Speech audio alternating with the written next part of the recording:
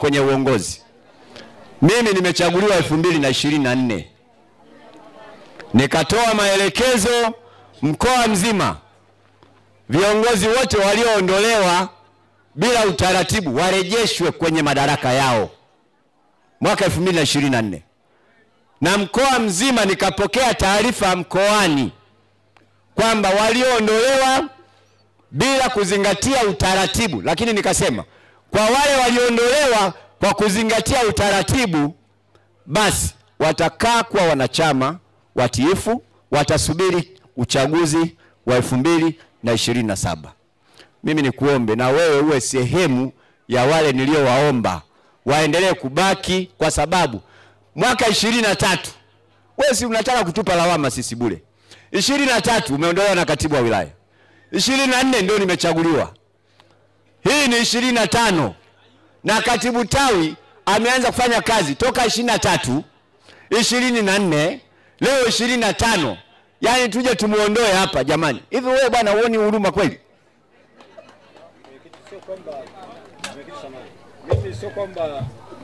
Sio kwamba nilikuwa natoa malalamiko. Sawa. Lakini kwa ujumbe halisi ndio nikwambia mimi ni mwanachama. Lakini kwa taratibu zinapokwenda kwenye kata yetu, labda kuna wengine wewe sikiliza bwana. Unanisikia? Mimi najua fujo zenu wakati wa chaguzi zina maneno mengi. Tulia. Wewe si ulikuwa katibu tawi? Unataka kugombea udiwani? Kama ugombea udiwani si ukae utulie. Usitumwe na mambo ambayo wewe hayakuhusu. Nenda. Katulie. Tutaonana mwaka 2027. Haya. Wewe bwana? Mimi kama nilivyotambulisha bwana, nilikuwa katika chama wakati tunatangaza maongezeko ya wajumbe wapiga kura. Mimi mwenyewe kupitia jumuiya ya wazazi nilichaguliwa kuwa mmoja wapo wa wapiga kura katika uchaguzi huu. Na jina langu likawa limeorodheshwa. Lakini yanapokuja yale majina ya jumla, wewe ulikuwa ni mwakilishi kupitia wazazi? Jumuiya ya wazazi. Katibu kata? Mnamfahamu huyu bwana? Ilikuwaje? Mheshimiwa Mwenyekiti, huyu bwana alikuwa katibu wa wazazi wa kata. Lakini kauli yake akasema kwamba mimi siwezi kukaa kwenye jumuiya mfu. Kwa hiyo nataka nikagombee kwenye nafasi ya mwenyekiti wa kata. Kwa nini? Hazikutosha. Kwa hiyo akawa ni mwanachama wa kawaida. Kwa hiyo hapa ngoja. Huyu alikuwa nani? Huyu alikuwa katibu wa wazazi kata ya Ifucha miaka 5. Toka mwaka gani? Alichaguliwa mwaka gani? 2022. 15. Uliacha lini ukatibu wa wazazi wa kata? Ni awamu ambayo imepita hii. Uliacha awamu iliyopita.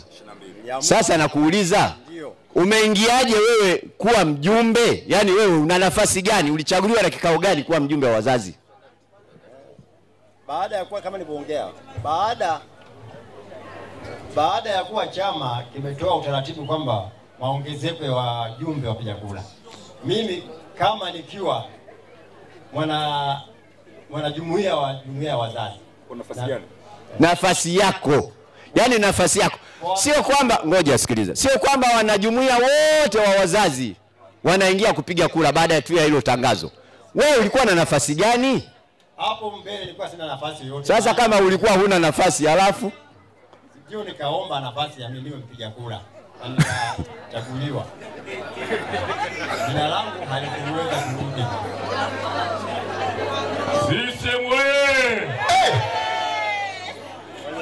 Wewe alikuwa anaomba kuwa mpiga kura. Sasa sijui kwa nafasi ipi? Ya kupiga kura. Si ndio? Mjumbe mpiga kura. Wewe ukiwa mjumbe mpiga kura bila nafasi ya kupiga kura kwa nafasi, mimi nafikiri wewe bwana, wewe kwanza una mapenzi makubwa sana na jumuiya. Si ndio? Sasa wewe ungesubiri 2020 na ngapi? Na 7. Utafute nafasi. Yaani nafasi ugombee ujumbe. Sawa? Ukiwa mjumbe ndio unapata nafasi ya kupiga kura. Sio kila mwanachama wa jumuiya ya wazazi au ya akina mama, kila mwanachama au wa CCM wote ni wapiga kura za maoni. Si ndio? Sio, umeelewa? Wakati mwingine ni namna ya Nimekuelewa sana. Umeelewa vizuri? Nenda katafute jogoo bwana uchinje leo. Ule maisha yaendelee, si ndio? Wewe angalau muungwana. Unajua huyu bwana ni muungwana. Yeye kiu chake ni kutafuta nafasi. Sasa nafasi zimejaa ndio shida. Zikishajaa sasa tunafanyani? Eti mzee una tatizo tena? Umeelewa lakini? Yaani ili upige kura za maoni lazima uwe kiongozi. Walimdanganya watu kwamba wewe bwana kwa sababu ulikuwa katibu kata wa wazazi miaka yote. Nafasi ilipotoka kwamba tumeboresha wapiga kura, basi na wewe utaingia moja kwa moja. Hapana.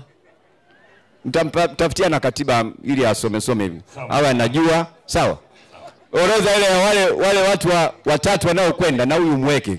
Huyu mtu mzuri bana. Sawa. Sawa? Nimepokea. Tumeelewa eh? Haya, asante sana. Asante. Haya, asante bwana. Kapati na jogoo. Sawa.